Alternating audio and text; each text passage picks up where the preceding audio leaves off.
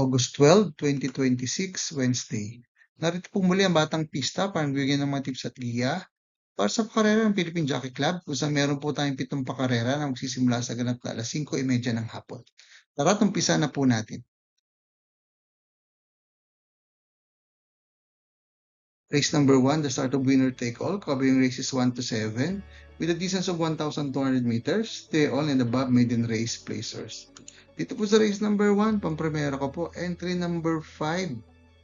O susuluhin ko na po yan, Little Bitty Boy, na uling lumaban po last July 19. Sa isa pong stakes race, sa mahabang distansya 2,000 meters, siya po yung magandang preba, 2 minutes and 5.4 seconds. Ang siya po mga tlo, sumakabay sila Rapido at Yani Yanelas. Ang kailan pong best time sa karan po ng Philippine Jockey Club, distansya 1,200 meters sa tatakbo nila ngayon. Ay nagawa niya last December 13 sa kanya pong Bato race. At siya po yung magandang preba, 1 minute and 13 seconds. Good luck po. Race number 2, the start of pick 6, covering races 2 to 7, with a distance of 1,200 meters, 3 all and above maiden race placers. Dito po sa race number 2, pampremera ko po, bagong kabayo, entry number 3, Dance All Night. Sa Dance All Night po, meron po lang po isang laban, last May 20, sa kanya pong Nubato race. At siya po yung ng preba, 1 minute and 16.6 seconds sa distansya 1,200 meters. Kunin yung panigundo, entry number 6, Wicked Ways, na uling lumabang po last July 29.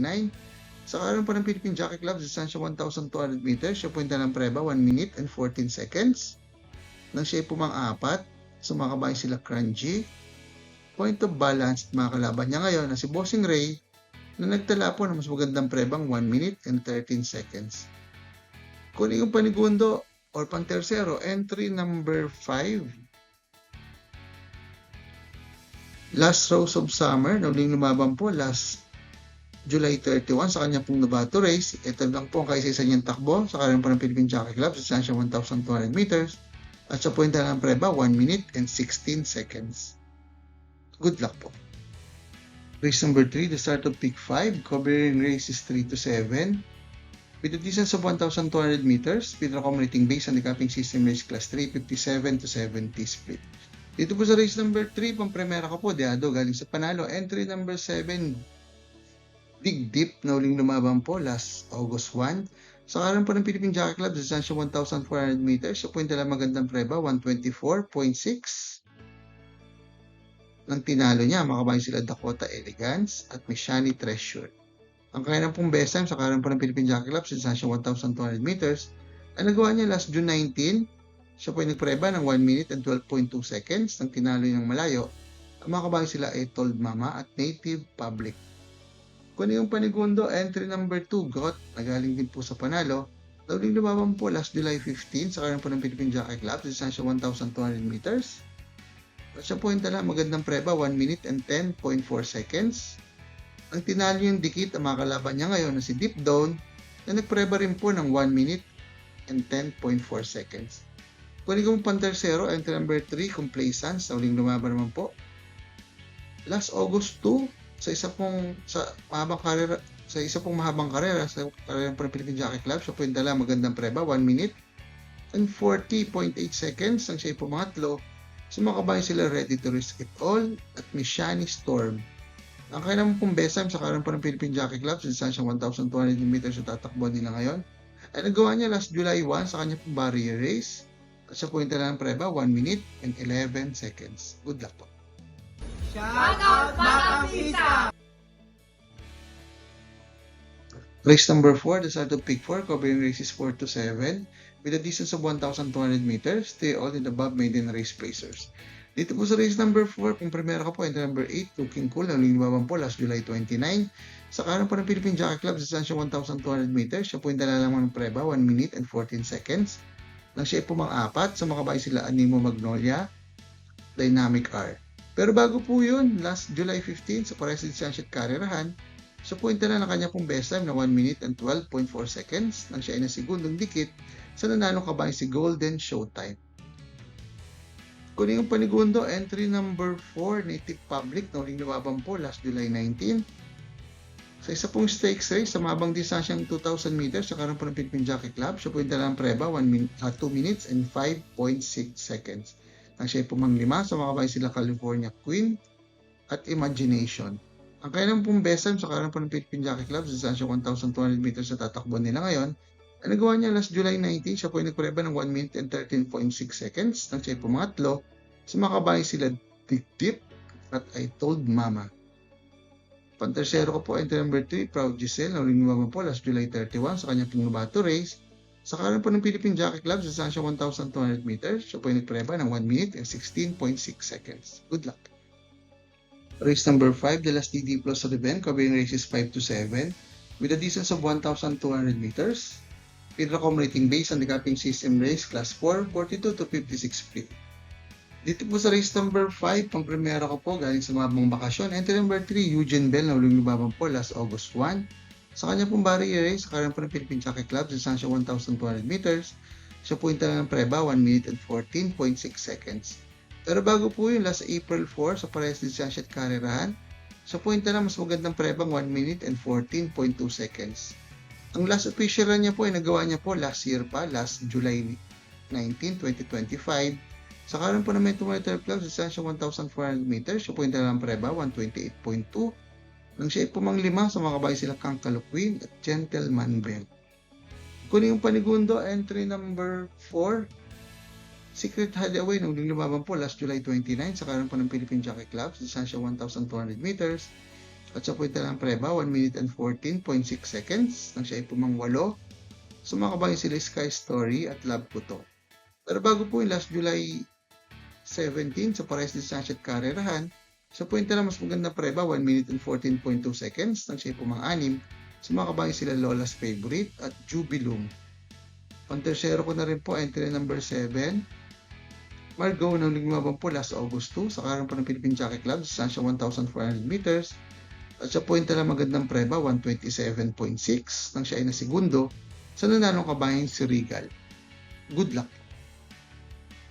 Paalaala mga katropang karerista, please click like, subscribe, and hit the notification button para makatanggap ng mga updated videos and race results. Race number 6, the penultimate race with a distance of 1,200 meters. Pinracom rating based on the capping system race class 4, 42 to 56 feet. Dito po sa race number 6, pang-primera ko po, entry number 9, Buntay Shore. Si Buntay Shore po, na diatong Caloocan, uling lumabang po last August 2, sa karan po ng Philippine Jockey Club, na distansya 1,400 meters. At siya po yung talagang preba lamang ng 1 minute and 29.2 seconds. Nang siya ay pumang 7, sumakabayan sila Party for Us at Frosty Raven. Kanya naman pong best time sa karan po ng Philippine Jockey Club sa distansya 1,200 meters na ngayon. Ay nagawa niya last July 15. Siya po ay nagpreba ng 1 minute and 11.6 seconds. Nang siya ay pumang 4, sumakabayan sila Every Sweat Counts at plus 5 Cosa. Kunin yung panigundo, entry number 2, Winter on Fire, na uling lumabang po last July 29. Sa karan po ng Philippine Jockey Club sa distansya 1,200 meters, nagawa niya po kanya pong best time na 1 minute and 11.8 seconds. Nang siya po mangatlo, sumakabayan sila Armani Moves at Glorify. Pang tersero ko po, entry number 10, Storm Blinding, na uling lumabang po last July 31 sa karan po ng Philippine Jockey Club sa distansya 1,200 meters. At siya po ito lang kanya pong best time na 1 minute and 12.2 seconds. Nang siya po mampito, sumakabayan sila Elizabeth Joy at Alabama Elegance. Good luck! Race number 7, the last race of the day with a distance of 1,200 meters. Pinracom rating based on the capping system race class 4, 42 to 56 feet. Dito po sa race number 7, pang primera ko po, entry number 6, Queen Ella, na uling lumabang po last July 18 sa karan po ng Philippine Jockey Club, distansya 1,400 meters. Sa point tala ng preba, 128.6, nang siya ay pumang 5, sumakabayan sila Kankalo at Lady Secret. Kaya naman pong best time sa karan po ng Philippine Jockey Club, distansya 1,200 meters. Nagawa niya last May 20, sa point na magandang preba, 1 minute and 13.4 seconds. Ang tinalo niya, ang makabayan sila Diamond Heart at Lola's Favorite. Panigundo ko po, imported horse, entry number 6. O entry number 4, Stay Funny, na uling lumabang po last July 29. Sa karan po ng Philippine Jockey Club sa distansya 1,200 meters, nagawa niya po ang kanyang pong best time sa ngayon na 1 minute and 14.4 seconds. Ang siya po mga-6, sumakabayan sila Lady Secret, Rodeo Drive. Kunin ko pong pantersero, entry number 7, Spaghetti pababa ng lumibaba po last July 31 sa kanyang panapit ng Jockey Club. Nagawa niya po ang kanya pong best time na 1 minute and 12.4 seconds sa distansya 1,200 meters. Nang siya ay na segundo sa nanalo kabayan si Iris. Tinalo niya po sa dating ang tamersyal si Believe in Me. Good luck! For the complete results of these previous races, you may watch the Batang Pista Rewind results and dividend. PJC next racing day schedule will be on August 14, 15, and 16, Friday, Saturday, and Sunday.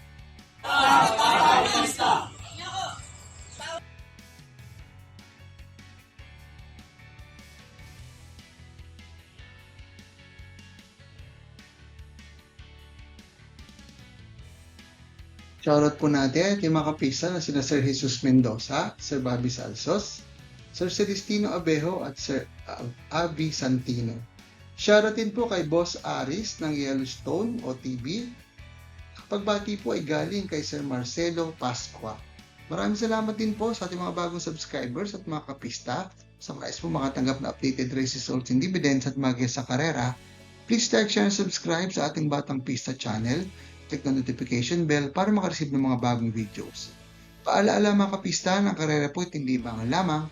Gamitin lamang pong sobra sang ayon sa ating kakayanan. Good luck and happy racing to all.